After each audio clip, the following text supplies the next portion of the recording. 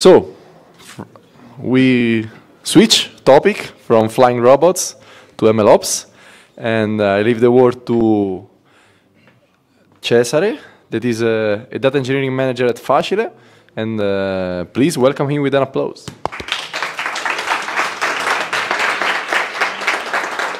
Thank you, Marco. Thank you, everyone. So today we are going to talk about MLOps.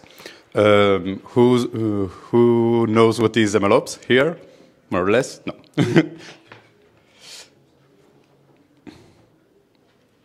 Okay.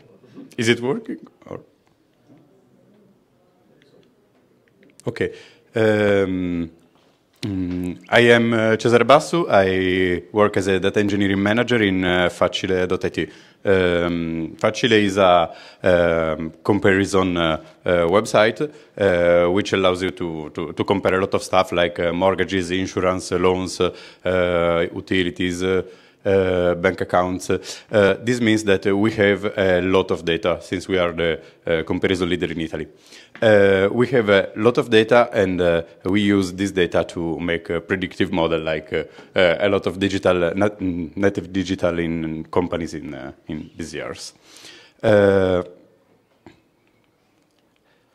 Okay, today we are going to talk about ML engineering, which is the practice of applying software engineering principles to develop, deploy, and maintain machine learning models. Why do we do machine learning engineering? Because we are a little company, we are a little data engineering team, but we have a lot of data, and we should make a lot of predictive models, but we cannot afford to use to have, for example, a specific data engineer for 2 or 3 predictive models, but we have to scale. And how do we scale with ML engineering? The steps to productionalize machine learning models are always the steps that we know since 10 years, 15 years. We train a model, we package a model in a Docker image. We validate the model, which is the data scientist phase, let's say. We deploy the model into production, and we monitor the model. The process is standard. Today we are just going to talk about the standard phase to productionalize predictive models. Okay, how do we do it? We have 3 different branches. We have the dev branches, where the data scientist create the model with production data, let's say, but in a development branch. A test branch, where we integrate, for example, an API with the utilizer of the model, and then we go in production in the main branch. As you can see, we are using 3 different Google Cloud projects. And in each project is separated, so they don't talk with each other. So we are sure that once the model goes in the the higher level of production, we are confident that the model is safe. Okay, the development and the test branches work with the merge part. Instead, the first time that the model goes into production, we use the tag, because we want to have a manual, only for the first time, a manual okay from the data engineer. Okay, every model need an infrastructure. For example, we are in cloud, we are in the Google Cloud, and we need a bucket, a dataset, an artifact registry to put the the Docker images, and we create all this stuff using Terraform. So Terraform is a infrastructure as code tool, which is multi-cloud, and we create all the thing that the model needs using Terraform, but not only, also using GitLab CI. So whenever we have to create a model, the only thing that that the data engineer has to do is to put the three thing. One is the name of the model. The second one is the business unit, for example, mortgages or insurance or something like that, and then the state of the project. Which is here the big pro, that no typos could be done in production. Because once you have a single tool with the continuous integration that makes all the work for you, you won't have typos, so you cannot have errors in production with let your system go and crash. So after the CI, we have the same resources for dev, test, and production environments. It means that the code will have the same name of all the resources. We created. Now we are here at the core of the process. So we create a model skeleton. What does it mean? We create a pipeline or a repo, a GitLab repo in Python, which we call model skeleton. All the models must refer to the same skeleton. Why we did this stuff? Because at the beginning of the data team, what happened was that we had predictive models, then we had to do a similar predictive models, and so the data scientist or data engineer just copied the first predictive models and to copy it into another model, into another repo, sorry. So here the problem was that if you have an error, this error is propagated into all the predictive models that you have into production. So we created a single repo, which is called model skeleton, and then all the models are a copy of the single skeleton. Plus a set of customization that the data scientist can do. With Terraform, all the required resources are created. In this case, all the repos could find all the resources. We use Python. How is it possible to have all the models with the same code of the skeleton? We don't copy by hand, but we use a library which is called Cookie Cutter. Cookie Cutter creates a copy of the code into another, let's say, repo, and it's nice because, for example, it asks you what is the name of the model, what is the okay, and it creates all the structure and all the code of the predictive model. After that, in our model skeleton, we created a set, for example, of algorithms that can be used. For example, XGBoost or IGBM or I don't know. And Cookie Cutter asks you for which model you are going, which algorithm, which library are you going to use to create your predictive model. For example, if you put XGBoost, then all the part of your code of your model are going to refer to XGBoost. After that, the data scientist must define a set of configurations. For example, the table where the data set is stored, or the set of feature splitted by Boolean, integer, or categorical, so string. And in this way, a model is automatically created, and the code is automatically constructed. But what happens when you modify the skeleton? So or for example, it can happen, but if you find a bug in the skeleton and you have 20 models into production, of course, we don't go model by model to fix it. In this case, another Python library helps us, and it's called Craft. Craft is a library which tells you how far is your code from the skeleton. So once you fix the skeleton, using a command, which is a craft update, it automatically creates for you, let's say, a merge request with all the changes that you have done in the skeleton.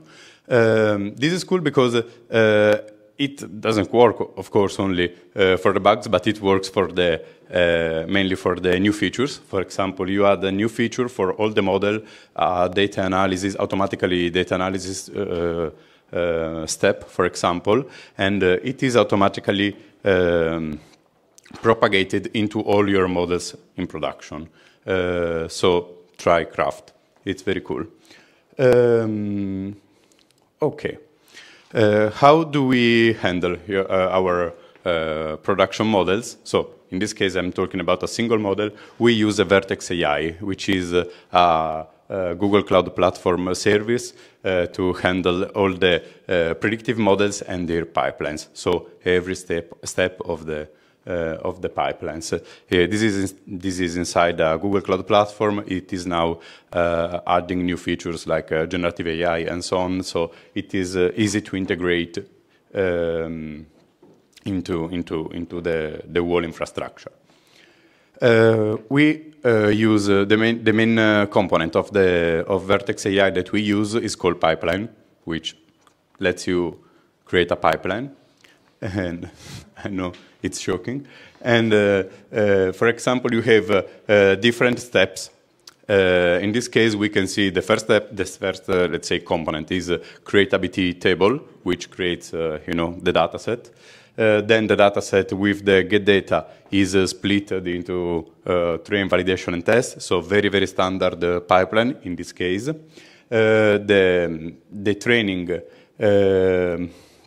all the free data sets go in the feature engineering in order to let's say to make the first steps of the feature engineering that you want to do. For example, only calculated by the training set, but then applied also in the test and validation, and also the explore data, which is another step which automatically creates a report, a PDF, with all the automatically analysis of all the data set that are given as an input. And this is cool because it creates a PDF and it automatically uploads it into Confluence in our case. So every step is every retraining in this case is documented also in the wiki. So you don't have anymore the business that asks you which version was the model in production and so on. We have a training pipeline. The first part is the part that we just saw. After that, we have the model train. For example, in this case, in the model train, only the training and the validation data sets are they go inside the model train phase. Instead, the test set goes only in the model evaluation. So we are pretty sure that we don't have any kind of, let's say, bias overfitting, steps. After that, an artifact is created, and this artifact is used to create a feature importance, to create to go inside the model evaluation, to create all the KPIs like precision, recall, and so on, and the deciles calculation, which is a step where we divide the prediction into deciles and then evaluate the model inside. After that, there is a model upload phase, because in the serving pipeline as an API, we have a new artifact that has to be uploaded. So the training pipeline is this part. After that, going back, one of the questions that Cookie Cutter asks to the data engineer is it a API? So it is a real-time predictive model, or is it a batch model? So if it is a batch model, it's very simple. Every time we want to use the model, for example, daily, if it is scheduled daily, the model just creates the ABT and creates the predictions.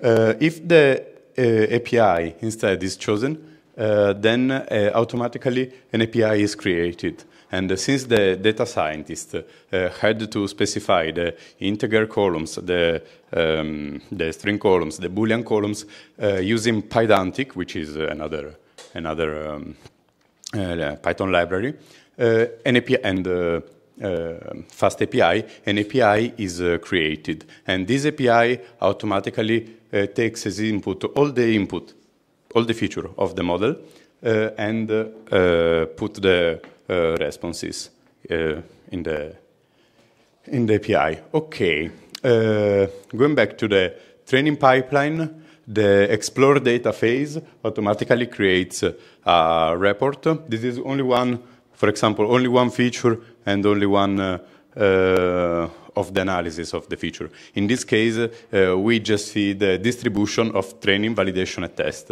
We have two different Y axes because the validation and test have less data, so they are in another axis. But in this case, this is the gender, a gender variable, a gender feature, and we can see that that there is no difference between train and the training set and the other sets. Okay, how do we handle the automatic retraining? This is a pipeline. We can schedule again this pipeline, and this is a simple way to have a model always retrained. Automatically, it creates a new Docker or a new artifact, puts into production using all the API, and yeah, this is a simple way. For example, you can do it monthly to retrain a model. Or another way is to do as a triggered retraining. For example, we calculate daily a set of metrics of KPIs of the model. For example, AUC, precision, recall, and if some of these variables are under a threshold, we trigger all the pipeline, which creates the new artifact. The model is retrained and goes into production. It is important that sometimes a scheduler retraining is the best choice. This is the case when you have a ground truth that comes after a long time. For example, I use a standard model like a churn model that anyone has seen. And for example, if you have a churn probability in 2 years, okay, if the model is degrading the performance, you cannot wait 2 years. So you have to schedule, for example, every month, and this is the best way to have the model always trained. The gate data the data part is pretty cool because when you before splitting the data set into training, validation, and test, creates automatically a JSON of which contains for the domains of the features. For example, in the category, you can see I took a set of bank variable, all the values that the variable can accept. In case instead of a float or an integer, you see the minimum value and the maximum value. Why do we have to do it? Because in the training phase, we create the JSON. But every time we make a prediction, we see if any of the variable is inside the domain. If the variable is not inside the domain, it means that or the variable is wrong, and it can be. But more often happens that the model is not retrained. So in the training set, there are values which are not anymore fresh. Okay, how is it made the batch version? It's in the get data and predict phase. We have a validation phase with the JSON that we just saw, and it just creates a set of results and put it into a table. After that, we have 2 columns. The first one is the after the prediction, we have 2 columns. One of that is that the valid prediction column, which tells you if the model has variables that are out of the domain. And the second one tells you the detail. Why it is important to have the detail? Because you can make a dashboard and you know which variable is out of the domain. Okay. I stop.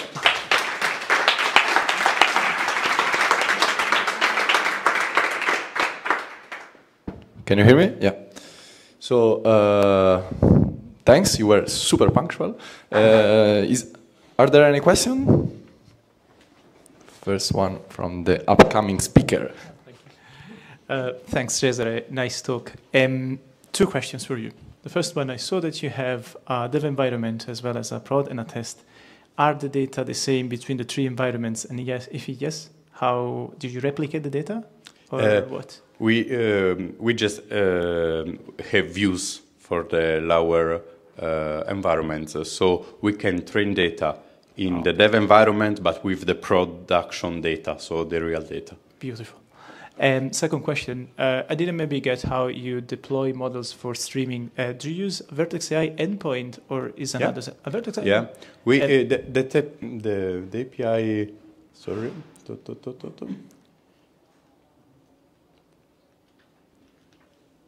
I hope it's here in Vertex. Yeah, in the model serving part, I suppose, we use automatically the endpoints. Isn't that so expensive? Yeah, it is. Oh, yeah, just to know, just to know. Okay, so you're doing, no, it's not a critic. It's actually curiosity. Well done. Yeah, nice. Yeah, but it automatically escalates the number of machines, so it's very, very, very good. And also you have all integrated the part of the monitoring, so we prefer the part of the. And after that, another point that we like about the of Vertex endpoints is that you can you have a model repository. And you can choose which one you want to use and also split the traffic. So when you have another model, sometimes we put, for example, 1% traffic on the new endpoint, and if no error is raised, we go on with the production, and this is one of the big pros. Well done. Thank you. That 1% is when you don't trust the data scientist. Yeah. You want. Next question. Thank you for the talk. For many model, you need, in many cases, you need to know why the model give a particular prediction. For example, if you have a model that give credit, choose if you give credit, you want to know why the model choose. How you manage explainability of your model if you have these issues, of course? Yeah, we don't have it in any model. Maybe in the one which are